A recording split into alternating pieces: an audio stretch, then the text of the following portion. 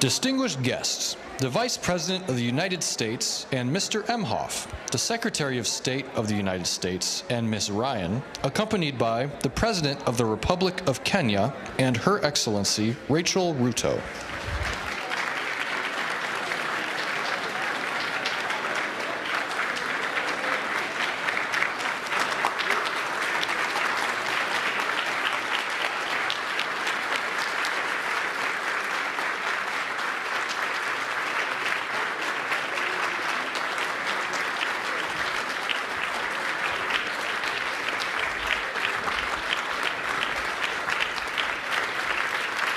Thank you.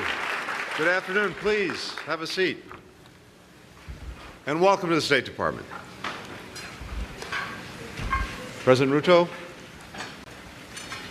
First Lady, it is an honor to welcome you here to the State Department. Evan and I are so delighted to host this lunch with Vice President Harris, Second Gentleman Emhoff. Madam Vice President, we know your leadership in this administration.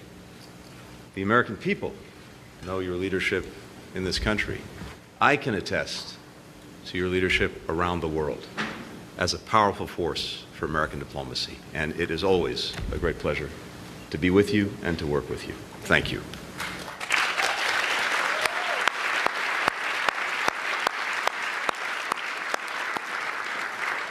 We're so grateful today to be joined by representatives of other nations, partners from across Kenya and the United States, colleagues from Congress, particularly the Congressional Black Caucus. Thank you for being here with us today.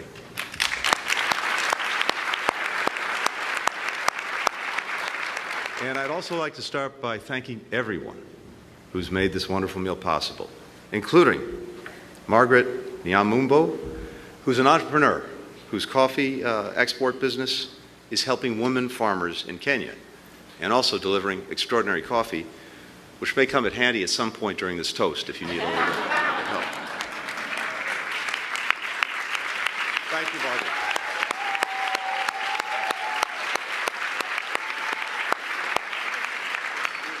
So, as some of you have heard over the last few days, this year the United States and Kenya are celebrating a milestone. 6 decades ago, and just a few months after Kenya won its independence, our two countries formally established diplomatic relations. Yet our people had already forged deep ties. In one another, many Kenyans and Americans saw reflections of their own history, their own fights for freedom and self-determination. And that's what brought two young men together in the 1950s. In 1956, Tom Mboya, a rising political leader in Kenya, came here to the United States. He was on a speaking tour about his nation's struggle for independence. Backstage at an event in New York, he met Bill Scheinman, a young American entrepreneur who supported his cause. They hit it off immediately. They decided to continue their conversation at a restaurant, and they ended up talking all night. Mboya shared his efforts to assist rising Kenyan leaders who were going to college. Scheinman wanted to help. In the coming years, they started a foundation to support Kenyans studying in the United States. The group identified outstanding students. They rallied donations. They chartered flights to bring them to U.S. colleges and U.S. universities. Eventually, Mboya convinced a young American senator by the name of John F. Kennedy to provide support. Soon, this program became known as the Kennedy Airlifts. This initiative brought hundreds of Kenyans and other East Africans to the United States over the years. Many became trailblazers in medicine, academia, civil society, government, the media. A number worked alongside Mboya, one of Kenya's founding fathers. Mboya and Scheinman themselves became friends for life. Mboya was the best man at Scheinman's wedding. Years later, when Scheinman died, he was buried in Kenya next to Mboya. President Ruto, you once said that nations are driven forward and changed by individuals, ordinary men and women who believe that they can make a difference and can change the status quo. Mboya and Scheinman shared that belief and acted on it. So does President Ruto. His own story, rising from a kid who went to school barefoot until he was 15 years old, earned money selling chickens by the side of the road, to become president of his country, is a testament to that very idea. And Mr. President, I think and hope that you felt these past few days the gratitude that we have for our partnership and for your leadership. Ben Franklin looks down upon us, our first diplomat, and he was known for his aphorisms. One of them, many of us know, is, "Well done is better than well said." Anyone who has the benefit of working with and listening to President Ruto knows that he excels at both. Countless other Kenyans and Americans have also dedicated themselves to doing their part. And for generations, our people have continued to collaborate to advance our shared values, our hopes, our visions for the future. Today, our countries are working together to grow inclusive economic opportunity, to shape cutting-edge technology in Silicon Valley and the Silicon Savannah. We're supporting the transition to clean energy, improving our capacity to prevent, to detect, to treat infectious disease. We're working to counter terrorism, to resolve conflicts, to help restore stability to some of the most insecure places, including Haiti. These are areas where President Ruto has demonstrated critical personal leadership, not just in the region, but around the world. Our citizens, our communities, our civil societies are also working every day to strengthen our democracies, to bring ourselves a little bit closer to the free, open, just, and equitable societies that we both aspire to be. Long after the airlifts, we continue to grow the ties between our countries and between our people. Earlier this week, President Ruto and President Biden announced a new educational exchange program focused on STEM, named after the Kennedy-Mboya partnership. When Kenyans and Americans collaborate, they're not just leading on the issues that matter to our people, they're leading on issues that matter to people everywhere. That's the story of Octavia Carbon. Its team of Kenyan engineers, scientists, climate change experts are building machines that pull carbon out of the atmosphere. Their goal is to become the first carbon removal company in Africa to lower the cost of this critical technology. The Octavia team started working from a kitchen table. Now, they've created a machine that can absorb as much carbon in a year as 2,000 trees. When that technology is ready to deploy, Octavia Carbon will team up with a U.S. company to store all of the extracted CO2 in the ground, and together they'll help make our shared planet more sustainable for generations to come. I'm told that in the Octavia Carbon warehouse, the place where they're actually building and testing these prototypes right now, there's a mural, and it's got two portraits on it. One depicts the company's namesake, the great black American writer Octavia Butler, whose science fiction stories challenge readers around the world to imagine a different future for our societies. The other portrait is of one of the greatest marathon runners of all time, the great Kenyan athlete, Eliud Kipchoge, who once said that he lives for moments when he gets to challenge the limits. That's the spirit that animated Tom Mboya, Bill Scheinman more than 60 years ago. They challenged the limits of their time in pressing for more free, more just societies in both of our countries. It's the same spirit that unites Kenyans and Americans today. The determination, the creativity, the audacity to chart a path beyond what we believe is possible. To not only imagine a better world, and to make it, and to make it together. So, please join me in a toast.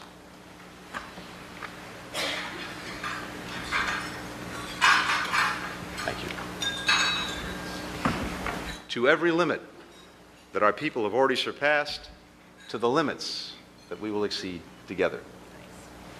Cheers.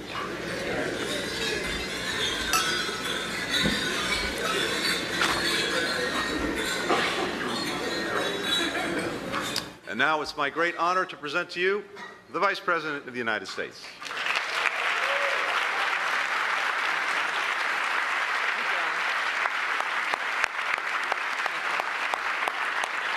Good afternoon, everyone. Good afternoon. I will start, of course, by thanking our extraordinary Secretary Blinken. You have been traveling the world at record pace.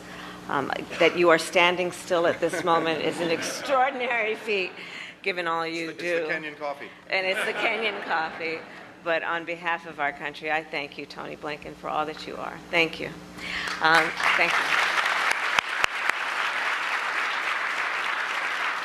And the second gentleman and I are honored to host this luncheon with you and Ms. Evan Ryan, and to welcome President Ruto and Mrs. Ruto. And to all of our distinguished guests, members of Congress, leaders in every sector of our society, welcome and thank you for your work and the partnership. So I strongly believe that African ideas and innovations will have a significant impact on the future of the entire world.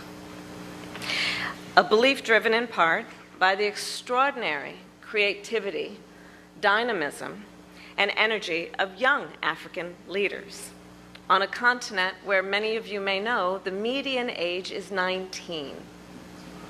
On a continent where 1 in 4 people who occupy space on Mother Earth will be by the year 2050.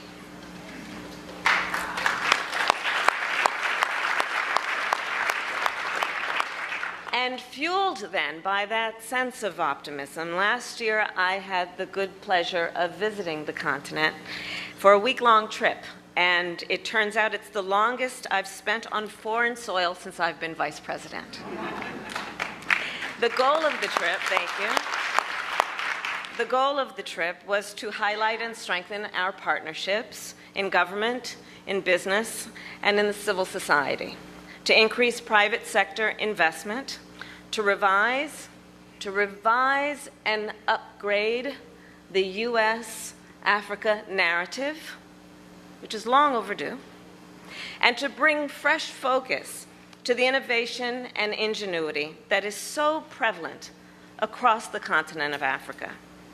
There at an incubator, I met with tech entrepreneurs who are taking small businesses online and strengthening supply chains. I convened young musicians and artists whose Afro beats are influencing music around the globe.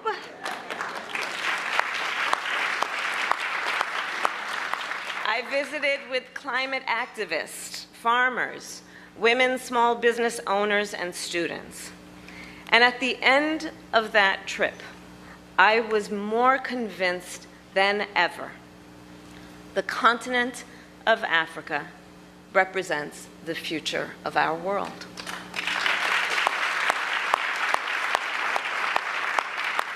And I will add, any leader that ignores the continent of Africa is doing so at their own peril. Which brings me to Kenya, Mr. President. No country on the continent more embodies this spirit of innovation than Kenya. Kenya, as many here know, has Silicon Savannah, a $1 billion technology ecosystem confronting challenges that range from the climate crisis to financial inclusion to healthcare. To address wealth inequity, innovators at M-Pesa help low-income people pay and repay microloans, and they have revolutionized the mobile payments industry. To help solve the problem and challenge of pollution coming from plastics, and to address threats to marine ecosystems, a Kenyan startup now converts aquatic invasive plants into biodegradable plastic. To tackle water security, and in particular scarcity and drought, a Kenyan startup now turns humidity from the air into clean drinking water.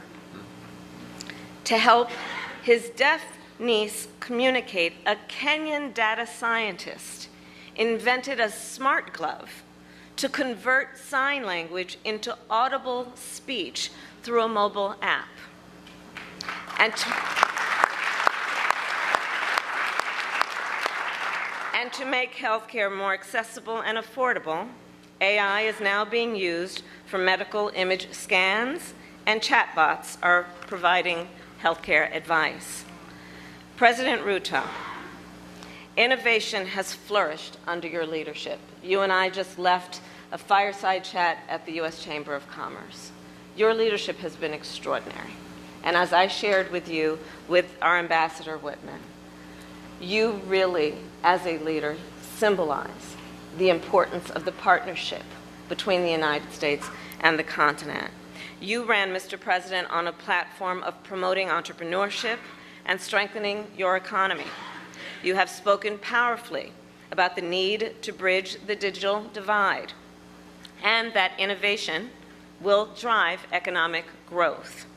Your work and this visit reinforces the point that African ideas and African innovation will help shape the future of the world.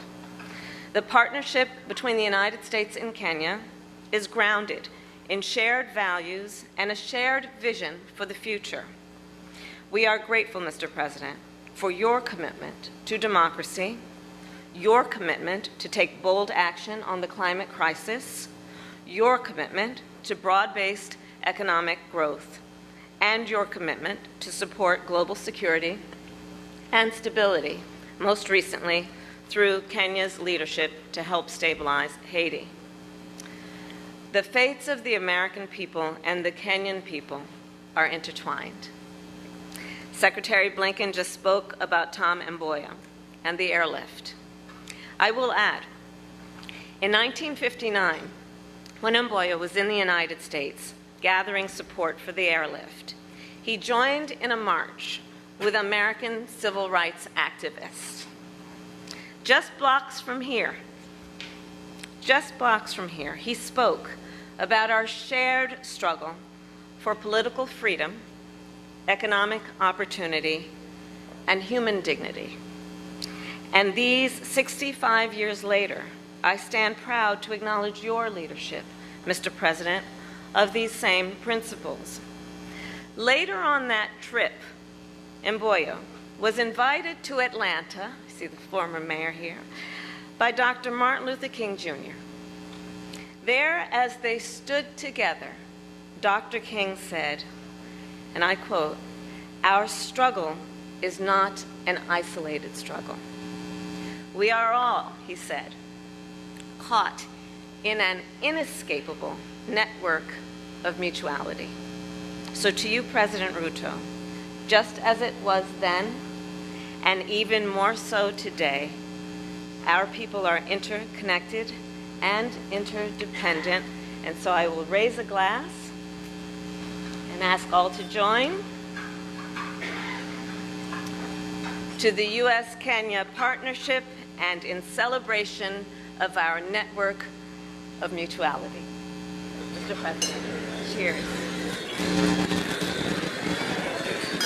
Cheers.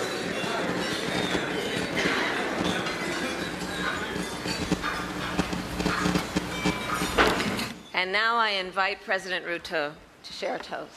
Thank you.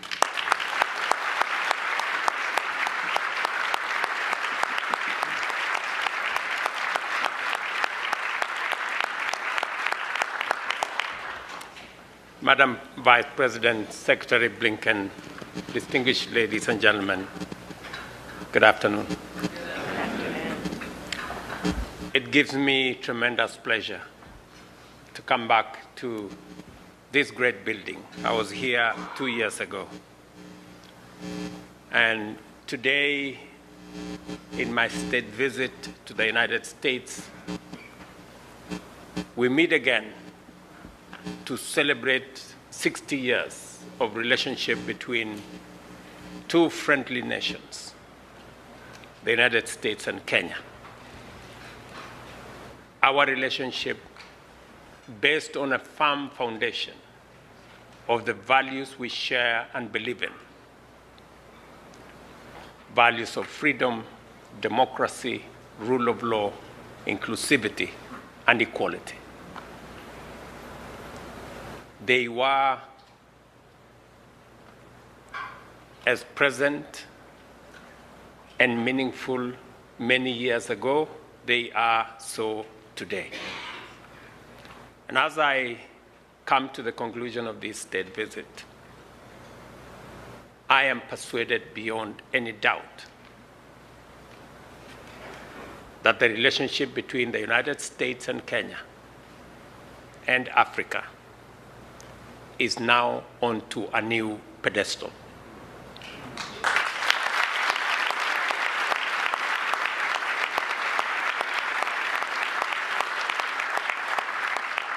I thank President Biden in a very special way for helping us reshape, re-engineer, and write a new narrative for our continent. We all believe in a Nigerian proverb that says, "Until the lion learned to write, all stories favored the hunter."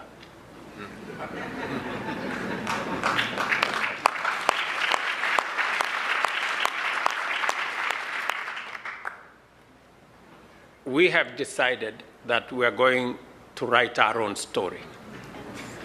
And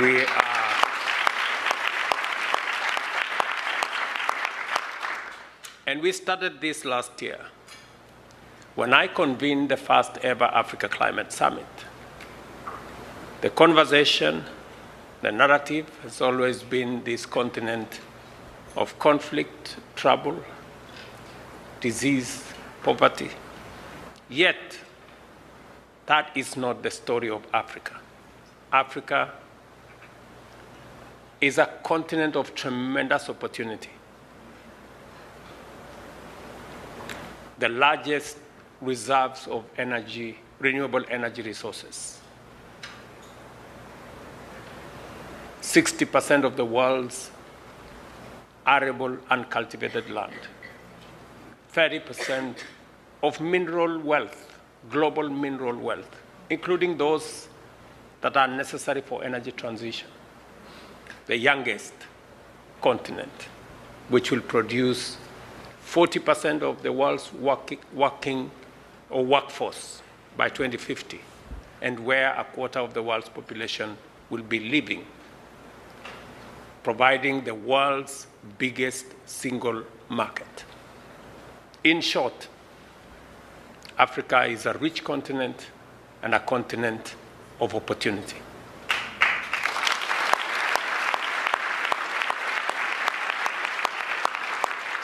I am very happy that President Biden and this visit is giving us the opportunity to rewrite and recalibrate the relationship between this great superpower and our continent. And I am very proud that among the things we've agreed are not just about Kenya and the US, it's about Kenya and the continent of Africa.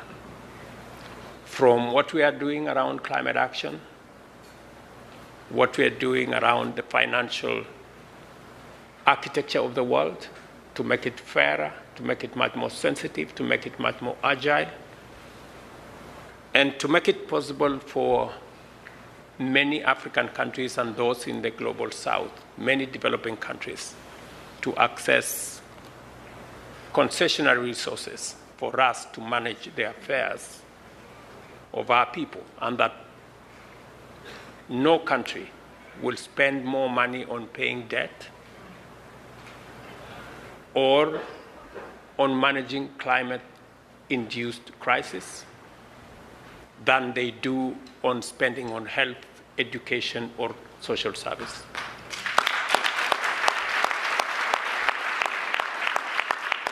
I must commend the leadership of the United States, President Biden, and the many other leaders I met at the Hill, including the Black Caucus, including the leadership, the joint leadership of the House and the Senate. And all of them shared the same views with us that it's time for a new relationship, to build a new relationship between our continent and the United States as we encourage the United States to take leadership on making sure that together we can have a freer, a safer, a healthier, and a much more prosperous globe for all of us. Finally, we discussed many issues that today I find will give us new opportunities, will open new frontiers, and will enlarge the horizon for collaboration in making sure that we deal with the challenges that we all face of insecurity, of stability, challenges of debt and other financial challenges, but also give ourselves the opportunity to explore the tremendous opportunities that exist for collaboration in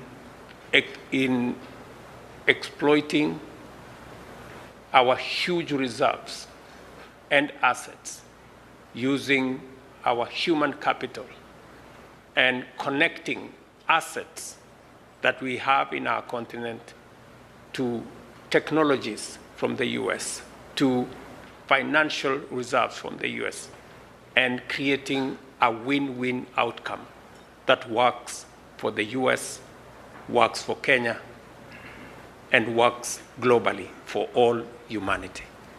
I thank you.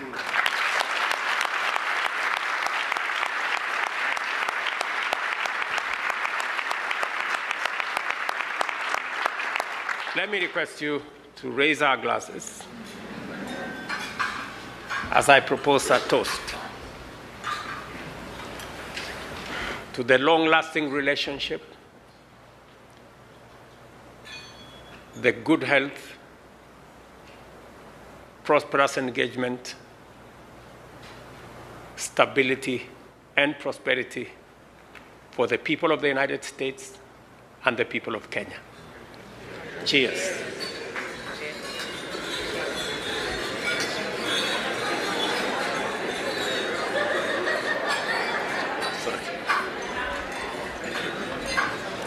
Thank you. Thank you. Thank you, my dear. Thank you.